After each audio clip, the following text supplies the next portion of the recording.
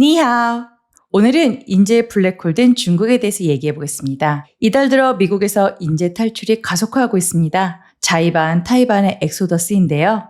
트럼프 행정부가 유학 비자에 태클을 걸거나 하버드대 등 고등교육기관을 압박하고 있는 영향이 큽니다. 과학기술 예산을 삭감하려는 것도 역시 큰 영향을 미치고 있고요. 트럼프 행정부는 군사 목적이 아닌 공익적 과학연구에 대한 투자에서 손을 떼려는 모습입니다.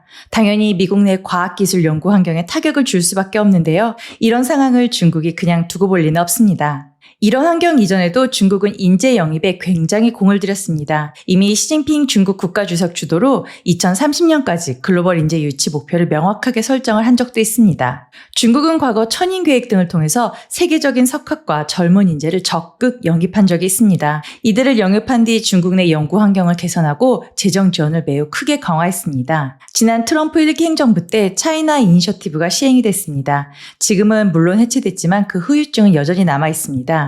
당시 이 프로그램은 중국 정부나 유관기관이 미국의 첨단 기술이나 연구 성과 등을 불법적으로 빼나가는 것을 막기 위한 목적으로 시행이 됐습니다. 당시 미국 정부는 중국과 연관된 연구자들을 경제 스파이 혐의로 광범위하게 조사를 했죠. 경제 스파이 근절을 위해 시행됐지만 결론은 중국 과학자에 대한 표적 수사로 이어졌습니다. 물론 대부분 사건이 법정에선 실패로 끝났습니다. 이때 미국 내 연구 분위기가 상당히 위축됐고 중국인이나 중국계 미국인 2명 중 1명꼴로 미국을 떠날 것을 고려하거나 실제 미국을 떠난 일이 있었습니다. 2010년부터 2021년까지만 보면 약 2만 명의 중국 출신 과학자들이 미국을 떠났습니다. 궁극적으로는 많은 중국계 연구자들이 미국을 떠나 중국으로 유턴하게 된 계기가 됐죠. 그리고 지금 2025년에 그런 상황이 재현되고 있는 셈입니다. 그럼 이런 과정 속에서 중국이 어떻게 전략적으로 인재를 유치해왔는지를 좀 더 살펴보겠습니다. 2021년이었죠. 시 주석은 2030년까지 글로벌 인재를 유치하고 2035년까지 세계 최고 인재들의 최우선 목적지가 되겠다는 목표를 설정했습니다. 마오쩌둥 시대의 노동자가 핵심 목표였다면 시진핑 시대에서는 인재가 핵심 목표라는 걸 천명한 것입니다. 이때부터 중국에서 인재 양성과 영입은 모든 경제 정책의 핵심 목표로 올라섰습니다. 중국의 인재 영입 대상을 보면 크게 2개의 트랙으로 나눠지는 걸 알 수 있습니다. 하나는 노벨 물리학상 수상자처럼 세계 최고 수준의 고급 연구자들입니다. 또 다른 측은 MS 등 글로벌 기업에서 근무 경력이 있는 실무 경력자들입니다. 중국 대학들도 중국 정부의 인재 영입 정책에 발을 맞추기 위해서 각종 노력을 같이 했습니다. 2021년에 외국인 유치원 국가 장학금 제도가 생겼고요. 최고 수준의 연봉, 연구 예산, 주택, 리더십 역할 교육, 명성 등을 얻을 수 있다고 대대적으로 홍보가 되기도 했습니다. 이런 흐름에서 트럼프 2기 행정부 들어서 중국핵을 택하는 인재들이 더 많아진 건데요.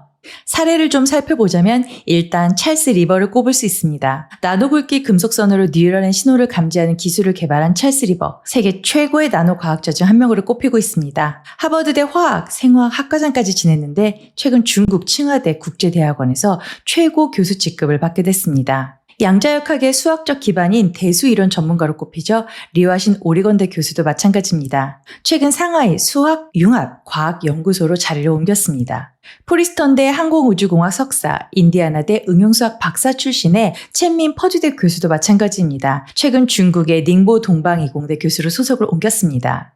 중국에서 암호학 천재라고 불리는 자오막은 8년 동안 유학을 했는데 최근 중국 우한대 최연소 정교수로 임용이 됐습니다. 우한대에서 사이버 과학과 공학부를 맡게 됐습니다. 중국 출신의 AI 신약 개발 전문가인 푸텐판 박사는 이미 미국 레슬리어 공대 교수로 임용이 됐는데 종신 교수라는 타이틀을 버리고 중국 난징대로 자리를 옮긴 사례도 있습니다. AI를 활용한 신약 개발에서 전도 유망한 학자로 꼽히는 푸텐판의 귀국에 많은 사람들이 의아했습니다. 이를 두고 푸텐판 박사는 중국 정부의 고등교육에 대한 적극적인 투자가 전례 없는 기회를 주고 있다. 이렇게 본인의 입장을 밝히기도 했습니다.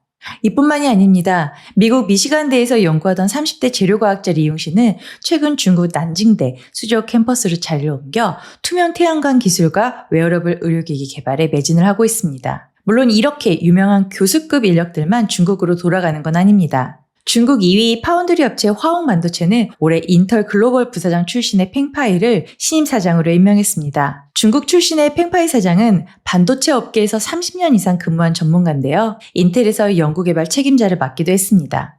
이 밖에 중국 AI 업체에서 IBM 중국 임원을 CTO로 영입한 사례도 있습니다. 올 들어 독일, 네덜란드 반도체 장비 업체 전 현직 직원들은 심심치 않게 중국으로부터 각종 연락을 받고 있습니다. 중국의 대표적인 빅테크죠.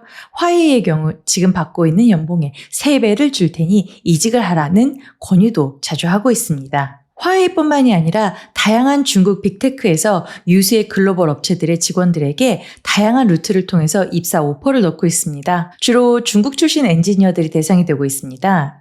주로 자신들이 내부적으로만 채우기 어려운 직군의 사람들을 영입하기 위해서 접촉을 하고 있는데요. 입소문으로 타깃을 찾기도 하고 현지 법인이나 제3국 헤드헌터를 통해서 접촉을 시도하고 있습니다. 이렇게 다양한 인력 접촉을 통해서 그들의 인재 풀을 넓히고 있는 겁니다. 당연히 인재들의 중국행 결정이 쉬운 것만은 아닙니다. 중국에서 연구활동이 생기는 어느 정도 제약도 감수해야 하고요. 그런데도 해외 인재들이 중국의 오퍼에 응하고 중국행을 택하는 이유는 뭘까요? 당연히 가장 중요한 건 금전적 보상입니다. 현재 연봉의 3배를 제시하는 것은 물론이고 주택과 자녀교육, 연구 자금까지 두둑하게 지원해주니 끌릴 수밖에 없는 겁니다. 어떤 경우엔 자녀의 대학교 특례 입학 조건까지 암암리에 제시하고 있습니다. 중국 정부는 제조 강국을 목표로 한 중국 제조 2025가 성공적으로 마무리됐다는 판단에서 앞으로 또 다른 10년을 준비하는 중국 제조 2035를 준비하고 있는데요. 반도체와 로봇 등 첨단 기술 분야에 더욱 힘을 쏟는 게 이 프로그램의 핵심입니다. 이 같은 일 안에서 서방 업체들이 따라올 수 없는 높은 수준의 영입 조건을 내세우고 있는 겁니다.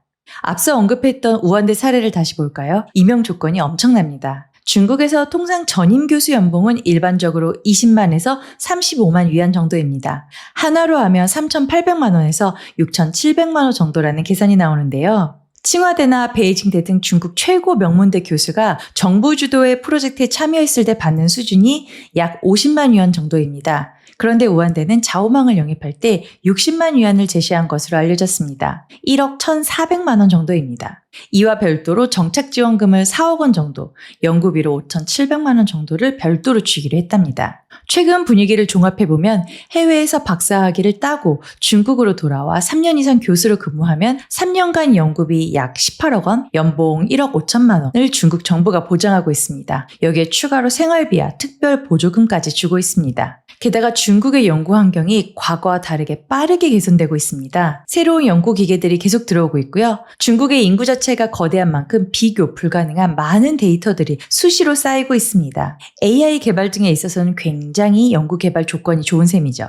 이런 공격적인 인재 영입의 배경에는 당연히 미국의 첨단 기술 제재와 무역 전쟁이 한몫을 하고 있습니다. 갈수록 중국에 대한 미국의 기술 제재는 강화될 수밖에 없죠. 중국 정부는 핵심 인력들을 충분하게 확보해서 기술 자립도를 높이겠다는 전략을 세우고 있는 겁니다. 예전엔 중국으로 향하는 인재 대부분이 교수급 연구 인력이었는데 최근에는 연령도 어려지고 전공 분야도 최첨단 기술에 집중되고 있는 것이 과거와는 또 달라진 점입니다. 이제는 해외에서 영입을 하는 것을 넘어서 자체적으로 인재를 육성하는 모습까지 나타나고 있습니다. 지난주에 방문한 중국 광둥성 선전에서 그 모습을 찾아볼 수 있었는데요. 선전 난상구에 있는 선전 폴리티대의 전자통신공학부를 방문하니 화웨이 소속 엔지니어가 학생들을 가르치고 있었습니다. 이 학교는 화웨이에 협력관계를 맺고 화웨이 내부 실험기계, 제품, 기술력을 활용해 학생들을 양성을 하고 있었습니다. 그래서 화웨이 학과란 별칭도 붙었습니다. 원래 이 학과는 미국 네트워크 장비 업체인 시스코와 협력을 하고 있었는데요. 협력 성과가 좋다는 입소문이 나면서 화웨이가 먼저 학교 측에 산학 협력 프로그램을 요청해 성사된 케이스입니다. 이렇게 키워진 이른바 화웨이 인재들은 졸업 후 화웨이 협력업체에서 몇 년간 근무하다가 경력직 형태로 다시 화웨이에 재입사하는 경우가 많습니다. 당연히 대학 시절 동안 실무 기술을 배우고 실제 화웨이의 제품과 현장을 기반으로 학습을 했으니 현장 투입에 훨씬 용이하다는 평가를 받고 있습니다. 이런 움직임은 화웨이뿐 아니라 다른 중국 빅테크에서도 조금씩 나타나고 있는데요. 자체적인 맞춤형 인재 육성 시도는 좀 더 장기적으로 인재 확보를 위한 전략이라고 볼 수 있습니다. 미국이나 유럽 등에서 중국으로 인재 유출에 대한 반감이 커질 수 있다는 점을 미리 고려한 것이죠.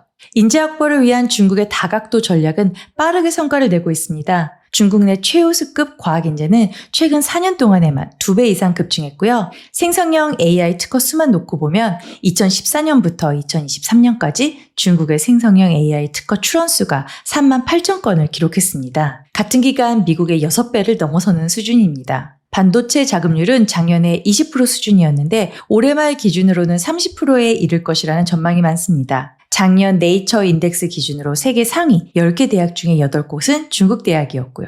10년 전만 해도 베이징대 한 곳이었는데 발전 속도가 굉장히 빠른 겁니다. 이 같은 인재 이동은 단순한 이동이 아니라 글로벌 두뇌 재분배라고 생각을 해볼 수 있습니다. 연구 생태계를 재편하고 특정 국가의 글로벌 혁신을 부각시킬 수 있다는 점에서 매우 큰 의미가 있는 겁니다. 당분간 트럼프 대통령의 대중 압박은 여전할 것이고 이런 과정 속에서 중국의 인재 확보를 위한 열의와 실행은 더욱 전방위적으로 계속될 가능성이 높습니다. 그럼 지금까지 베이징 나우 김은정이었습니다. 계좌도 마음도 충만한 한 주 되세요.